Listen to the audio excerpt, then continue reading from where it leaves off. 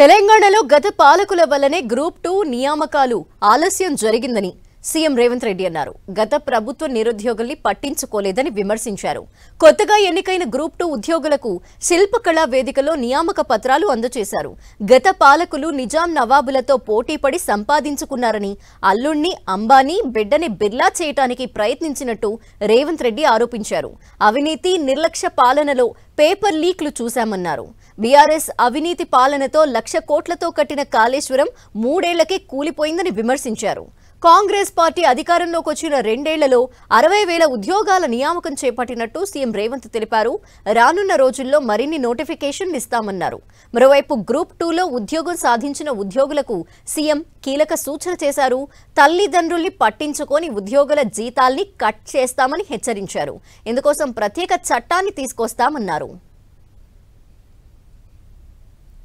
రాబోయే 35 సంవత్సరాలు తెలంగాణ పునర్నిర్మాణంలో భాగస్వాములు కాబోతున్న 783 మంది అధికారులు కాబోతున్న మిమ్మల్ని,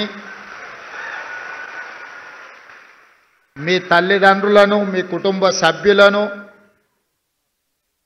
ఈ దీపావళి పండుగ సందర్భంగా మీ అందరి కుటుంబాలలో, మీ తల్లిదండ్రుల కళ్ళల్లో 48 గంటల ముందే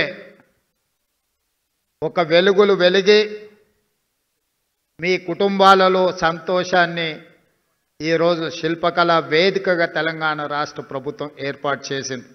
ఆనాటి రాజకీయ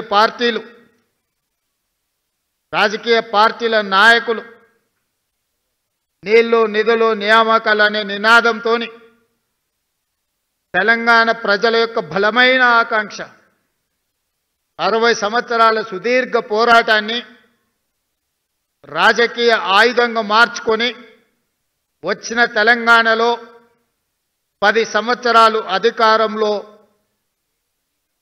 అధికారాన్ని చెలాయించి నిరుద్యోగ సమస్యను పరిష్కరించలేదు. ఒక్క క్షణమైన నిద్రపోయే ముందు గుండెల మీద చేయి పెట్టుకొని ఏ శ్రీకాంతాచారి, ఏ కానిస్టేబుల్ కిష్టయ్య, ఏ యాదయ్య, ఏ ఈశాన్ రెడ్డి, ఏ వేణుగోపాల్ రెడ్డి ఆత్మ బలిదానాలు చేసుకొని తెలంగాణ సాధించినరో వాళ్ళ లక్ష్యమేందో అని ఆలోచన చేసినుంటే మీ ఉద్యోగ నియామకాలు 7-8 సంవత్సరాల క్రితమే జరిగిపోయి ఉండేవి. వాళ్ళు నినదించిన నీళ్లు నిధులు నియామకాల విషయంలో చిత్తశుద్ధితో పనిచేసినుంటే నీళ్లకు సంబంధించిన కాళేశ్వరం కూలేశ్వరం అయి ఉండేది కాదు. ఈనాడు 1,00,000 కోట్లు గోదావరిలో పోసి నిర్మించిన కాళేశ్వరం కట్టడం కూలడం 3 సంవత్సరాల్లోనే జరిగిపోయింది. చరిత్రలో ఇట్లాంటి దుర్ఘటన, ఇట్లాంటి దురదృష్టకరమైన సందర్భం ఏ దేశంలో, ఈ దేశంలో ఉన్న రాష్ట్రాలే కాదు, ఏ దేశంలో కూడా ఇట్లాంటి పరిస్థితులు రాలేదు. ఫామ్ హౌస్లో 1 ఎకరానికి ₹1,00,00,000 పండించే విద్య ఆ నాయకులకు తెలిసినప్పుడు తెలంగాణ రాష్ట్ర రైతాంగానికి ఆ విద్య ఎందుకు నేర్పలేదు?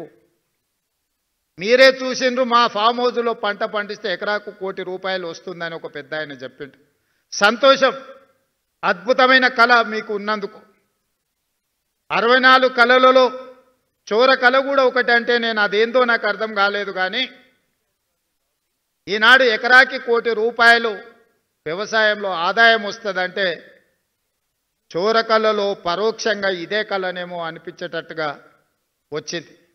22-23 సంవత్సరాల వయసులో తండాల నుంచి, గూడాల నుంచి, మారుమూల పల్లెల్లో నుంచి ఒక బలమైన ఆకాంక్షను తీసుకొని మీ తల్లిదండ్రులు ఉపాధి హామీ కూలీ చేసి రూపాయి కూడబెట్టి హైదరాబాద్కు పంపించి అశోక్ నగర్ చౌరస్తాల్లో, దిల్సుఖ్ నగర్ చౌరస్తాల్లో, అమీర్పేట్ చౌరస్తాల్లో కోచింగ్ సెంటర్లలో మిమ్మల్ని చేర్పించి గ్రూప్ 1 అధికారులుగా, గ్రూప్ 2 అధికారులుగా మీ ఉజ్వల భవిష్యత్తు ఉండాలి అని పంపిస్తే 10-15 సంవత్సరాలు పరీక్షలు నిర్వహించిన పరీక్షల యొక్క ప్రశ్నాపత్రాలు జిరాక్స్ సెంటర్లో పల్లి బఠానీలలాగా అమ్ముతుంటే గుండె పగిలి రోధించిన విద్యార్థుల గురించి ఎప్పుడైనా ఆనాటి పాలకులు ఆలోచన చేసిందా? మీరు ఒక్కసారి ఆలోచన చేయండి మిత్రులారా.